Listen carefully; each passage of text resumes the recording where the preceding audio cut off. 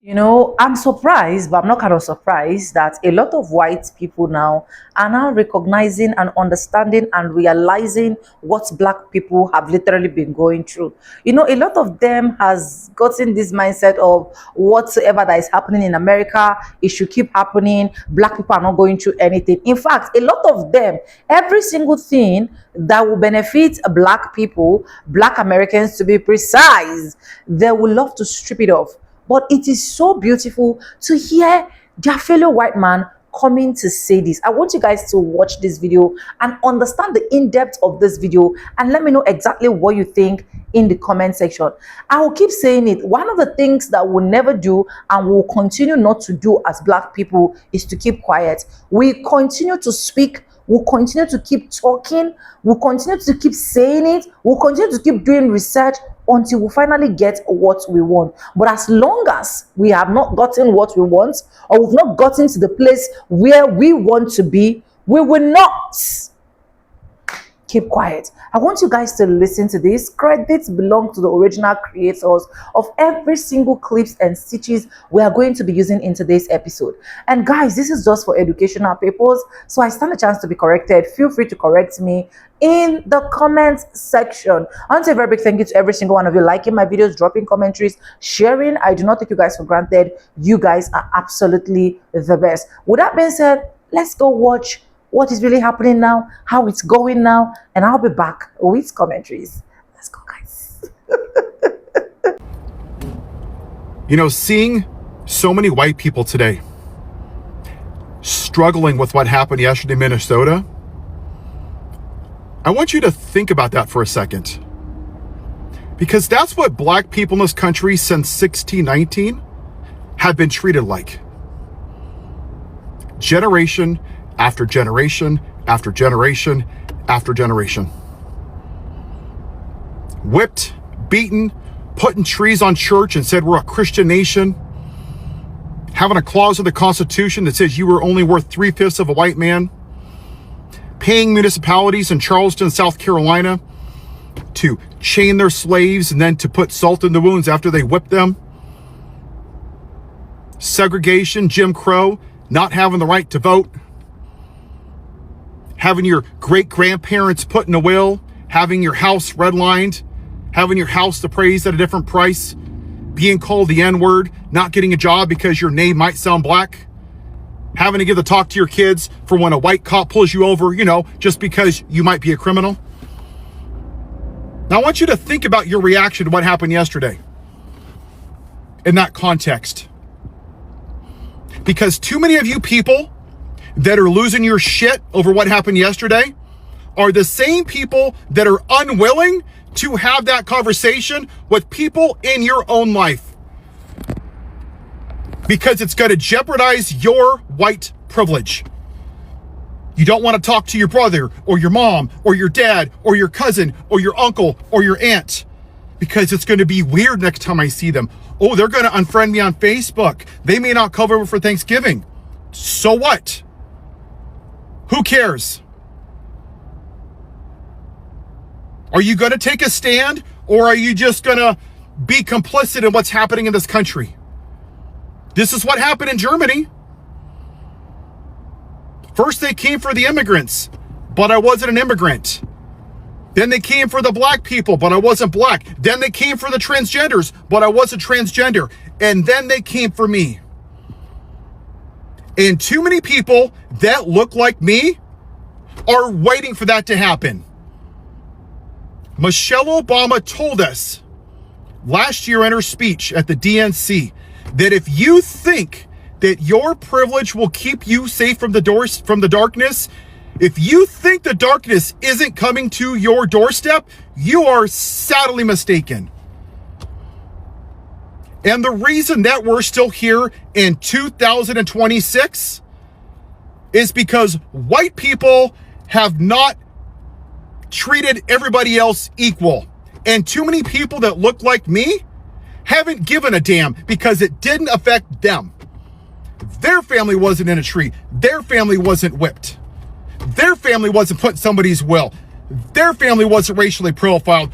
Oh, that's horrible, but I can't talk about it. I don't do politics. That is the very definition of white privilege. And it has nothing to do with how much money you make or what kind of house you live in or your financial status. Nothing. Zero. In fact, if you go look at the slave trade in the South and you look at some of the black population today, you're going to see it's very similar because of generational poverty. That's why white people burnt down Black Wall Street, because they saw black people getting wealth and they're like, no, we good. We don't want that. We just want to think that we're equal for all people, but we're really not. And you still cannot grasp your head around the MAGA Make America White Again. They couldn't stomach a black man in the White House instead of out in the fields picking their cotton. They would rather burn Rome to the ground than have the most qualified black woman in the history of our country be the president. That is a fact. And too many of you either ignore it or don't want to have that uncomfortable conversation in your life. You say you care, but you don't, because actions speak louder than words. I've lost friends. I've lost family. I've lost business to this. If I'm going to call myself a person of faith and say I love my neighbors as myself, that means all my neighbors, even the ones that I don't know, especially the ones that are treated differently, that don't look like me.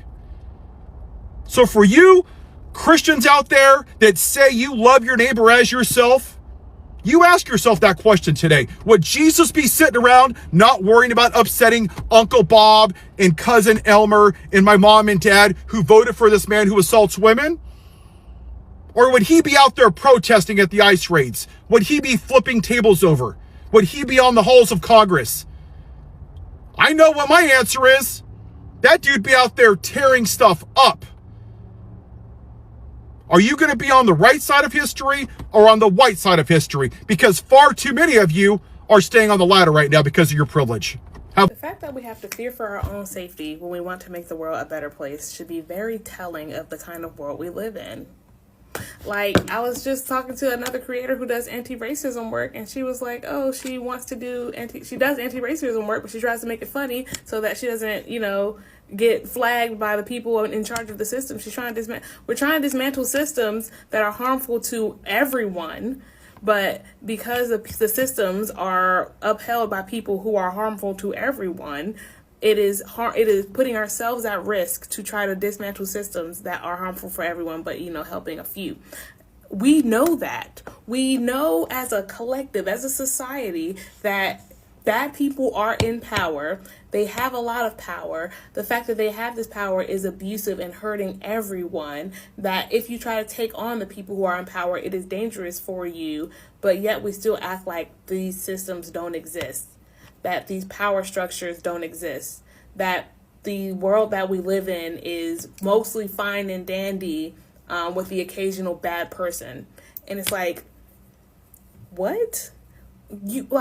Whistleblowers, they disappear, they unalive themselves, heavy air quotes, like people who are trying to do good. I was looking at this man in Africa. He invented a way to pull power from radio waves, which is literally basically pulling power out of thin air. He's gone. There was someone who invented a way to pull water out of the air. Gone. People who understand how to cure cancer or prevent cancer mysteriously disappeared.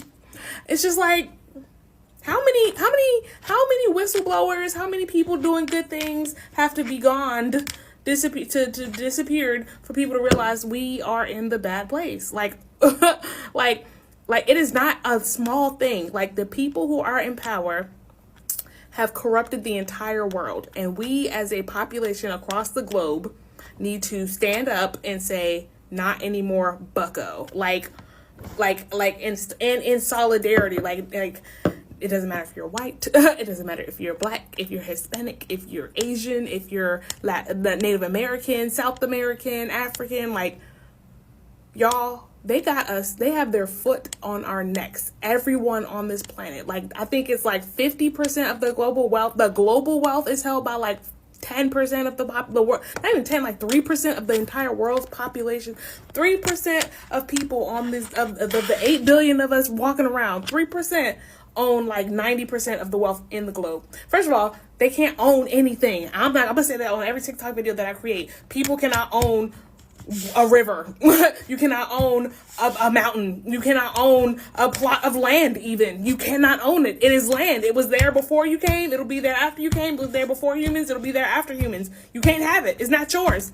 It wasn't, you didn't make it. If you did not create the ground that you're walking on, you cannot have it. It is not yours. And even then, when you create something, it's still not yours. It is a creation of human nature. It is a creation of all of the thoughts and ideas that came before you, and you packaged it up differently, and now it's a different thing, and that thing will be taken as an idea for someone in the future who will package this up differently and add to it and make something else. So it's just like, do you own it? You can't own it. You can create things. You can create a human, right? My child, I created him, but he's not mine. I don't own him. I care for him. I nurture him. I ensure he has what he needs, but he's a human being. You cannot own a human being, because yes, I grew him in my body, but still, even then, he's not mine. I do not own my child. That's weird. You can't own a person. I have a husband. I don't own my husband. It's weird. You can't own a person. If he wants to leave, he can leave. If he wants to stay, he can stay. If he's happy, that's great. If he's not, I'm so sorry. Like, what do you want me to do? I'm going to be myself. And if you like me, you can hang around myself. If you don't like me, then you can not hang around myself. You have free will. You're a human. I don't own you. Like, there's like the whole weird men being possessive over women and unaliving them if they try to go do something they don't want to do is weird. It's weird. Even women who are possessive over their men, that's also weird. You can't own a human. Being possessive is weird. Jealousy is weird. It's not weird. It's like, it's a little weird. It's a little weird. I get it. But it's like, why are you jealous? Is because you want something that you don't have, or your partner is like giving attention to someone that you don't want them to give attention to, because now you feel insecure and you feel like maybe they'll leave you for them. And that feeling of not wanting to be left, that is, a fear of rejection. But it also can come from fear of rejection, but also comes from a sense of ownership. It feels like this person should not leave me for this other person because they're mine. So it goes back to, you feel like you own another person. So anyways, that's a little bit left. Back to land ownership. You cannot own land, and thus you cannot own resources, and thus you cannot own wealth, really. Even like, you can't own wealth. They can own the paper money that they have created as a barrier for us to have access to natural resources. Like, we should be able to walk up to a river anywhere, and get a cup of water and drink it if we want to. You can't own a river. You can't own the land that a river is on. You can't do that. You cannot do that. And it's such a weird concept that we've let fly. And that is how we've let all these people hoard all the wealth. We've let them create systems that control our mind, that makes us feel like we can't go take what is naturally that belongs to the world, that belongs to the community, because I'm scared of these systems. These systems are made up. Y'all, this video is gonna get taken down. Let me stop talking before. Dear international community, now you know the reason we cannot just stand up to this administration. We will literally be in the freaking head. We are not okay here. Let's just go ahead and remove activists from your bio, shall we? White women, let me ask you a question real quick. What did you think a revolution would look like? What did you think it would entail? Did you think it would be sitting in the comfort of your home, wearing your Handmaid's Tale costume, sporting your blue bracelets, and writing strongly worded emails? One of my favorite mutuals, Hawk, posted a video where he said that white people have to change this. You created it, and you alone have the power to fix it. And the comment section of that video was flooded with, how? How do we do it? What do we do, Hawk? I'll tell you what you do. Invoke the mindset of your ancestors. Act like there's a bunch of black people that want equal rights. Invoke the mindset of your ancestors and pretend it's a bunch of indigenous people whose land you want. At this stage in the game, anyone asking how and what do we do, it is willful and deliberate ignorance. The Ukrainians have shown you what you need to do. The French have shown you what you need to do. Black people have shown you what you need to do. Just admit that you're afraid. I can respect that at least. Now, if you'll excuse me, while you all are trying to figure out what to do, I've got to get to work and help get jobs for all of the people that have been displaced. More aggravating at this point. Y'all sitting here in 2026 not understanding what martial law is because you need the dictator to tell you that that's what he's doing instead of looking around you and realizing that you're already in it. Or the fact that I found out that white women are out here co-opting Say Her Name for Renee Good's murder, but y'all didn't give a damn about Keith Porter, the man that was killed by Border Patrol agent, off duty at that, while he was celebrating during New Year's Eve. Y'all ain't marching for him. You're marching for that white woman. And you're doing it under a hashtag that black women had to make up because our names were getting ignored when police brutality came knocking at our doors. Like, this is why we are not, this is just another reason why that we're not coming out to help y'all. We have been resting, me personally, I've been resting this whole time, but most black women decided to finally start resting after the way y'all betrayed black women yet again in this past election, allowing this dictator back in office, because rigging be damned, y'all still voted the way you did. And it's the typical white supremacist BS, because after you make it clear that you do not give a damn about us and don't want us in positions of power over you, you are waiting for us to save you from yourselves at our own expense.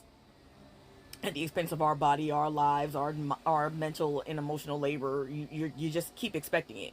You fake allies and all that, y'all keep expecting something out of us when you give us nothing in return. But it's the other side of that, because y'all be really just pissing me off, because you think that now, I see people saying hold the line, Minnesota, don't get violent because he'll declare martial law on you. Y'all had to close the school in Minnesota because ICE agents, after murdering Renee, went around the corner, terrorized that building, sprayed tear gas or whatever as those kids were leaving school that day.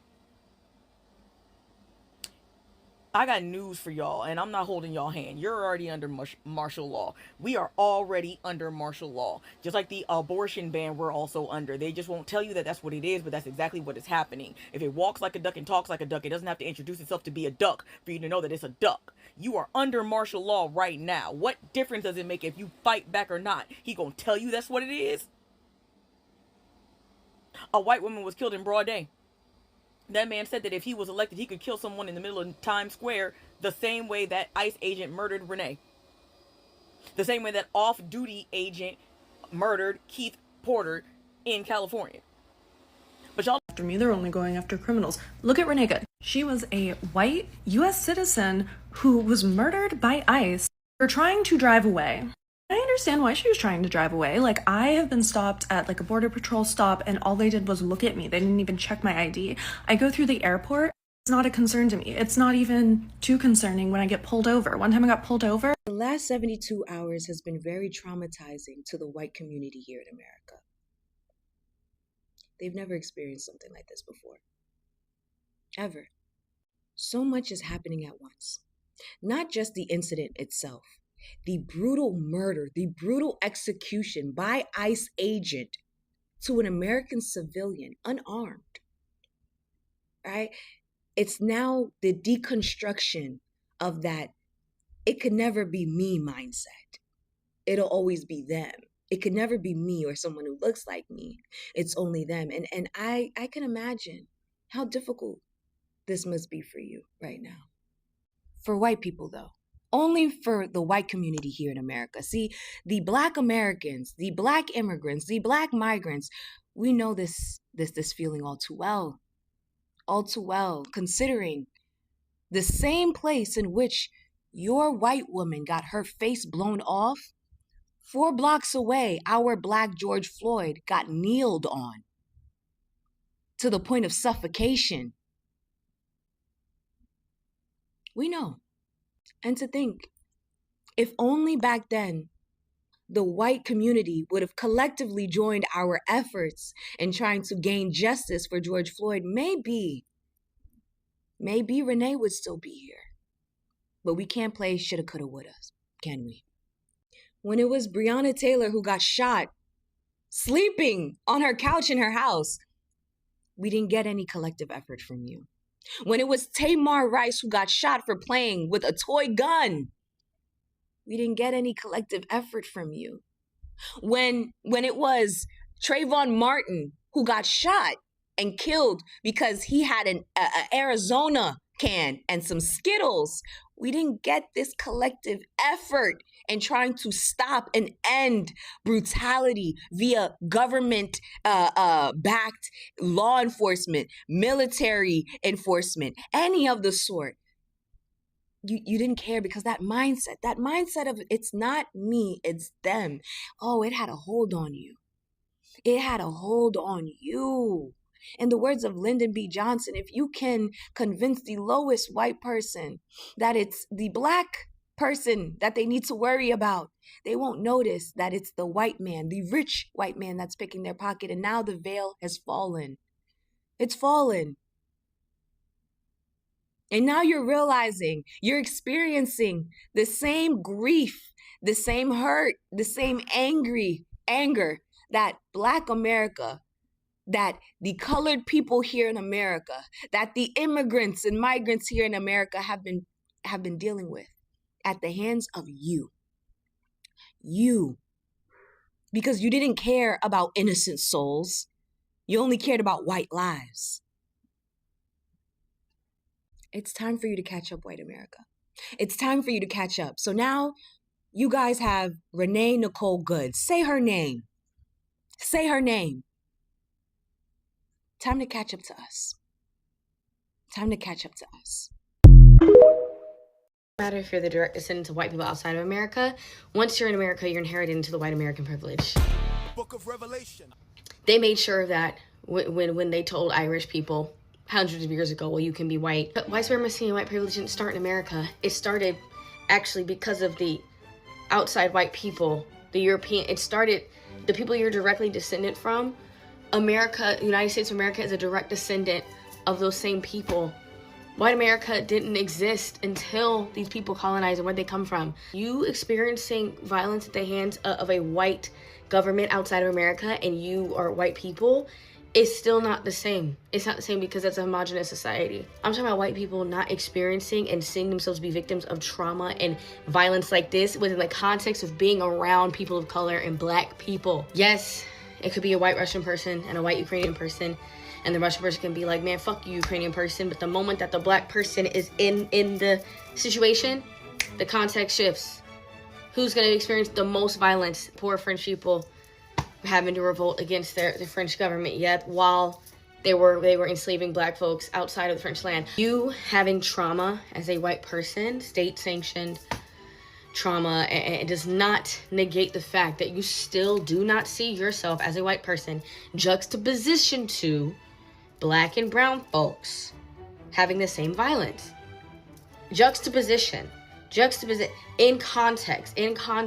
Even the way you being a white immigrant is treated differently. Like, what are we talking about? Your environment shifts and therefore so do your privileges. I don't know why that feels difficult. I could argue that you are the direct descendants of people who created the white American behaviors. This is your baby. This is your cousins. These white American folks over here is your cousins. You just don't like them. You annoyed by them. You're like, oh my God, here they go over there because they wild out a little more and they loudmouth and they young, but they your cousins, baby. On this note, you might have been descendants of white people that have experienced violence at the hands of other white people, but you're not white people that have experienced violence, systemic, state-sanctioned violence at the hands of Black and brown people.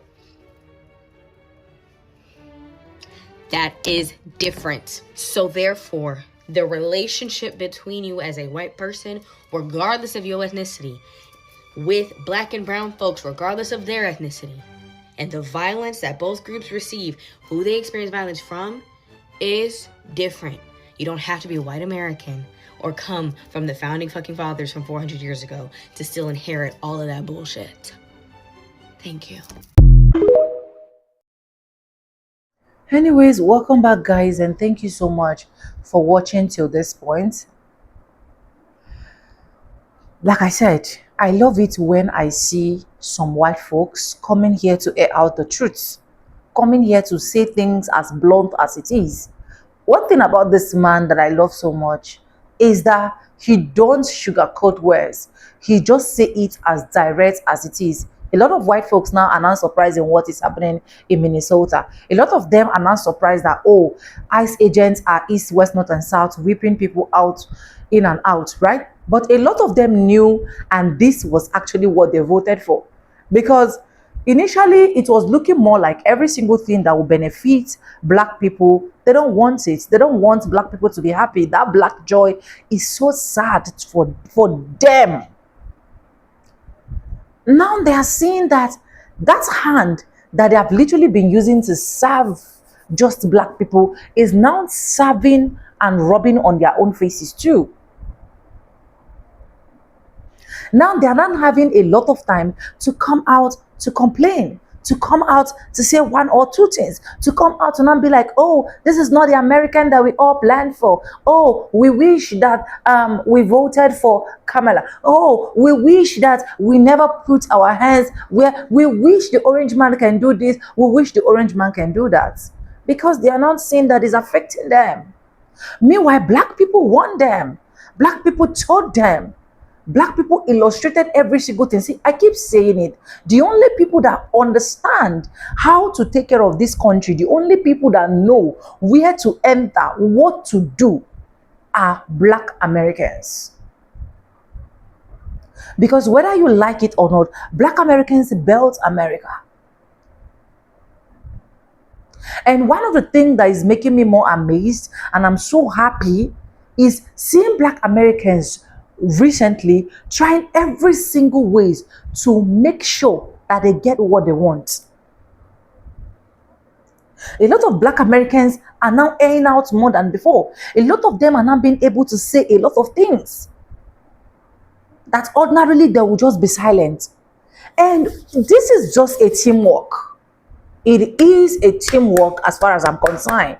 We have to come as one. We have to come together. We have to keep pushing what, because at the end of the day, these people has literally stripped a lot of blacks everything. People are now coming into realization, even Africans are now coming into realization that the white man lied. They lied to us. They deceived us. So every single thing from their generations, from their day one, was all about lies. And then for how long do we keep keeping quiet and letting these lies fly? You see, to every single white woman that is literally now regretting that the orange man is there, but you actually voted for this, congratulations. You have not seen anything. This is just a tip of an iceberg. Because at the end of the day, you people voted and you thought that the only people that will actually keep suffering segregation, Jim Crow, redliners, and so on and so forth, redlining and so on and so forth, are black people. But now it's affecting you. It's not only affecting you, it is still affecting your children. Black people, don't stop talking. Don't stop saying it. Don't stop advocating. Don't stop showing up for yourselves. Only.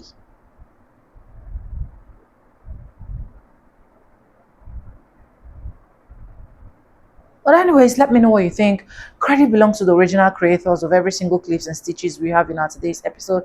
If you have not subscribed, what are you waiting for? Do it, subscribe, like this video, drop me your comments, and lastly, do not forget to share. I want to say this again. This is just for educational purposes, for disclaimers, right? Thank you for always supporting, liking, commenting, subscribing, sharing my videos, joining my membership, dropping super thanks. I do not take you guys for granted. Anyways, with that being said, with no further ado, I do like I always say in my videos, I'm going to say bye and I'll see you guys in my next one. For now, bye guys. I love you guys. Mwah.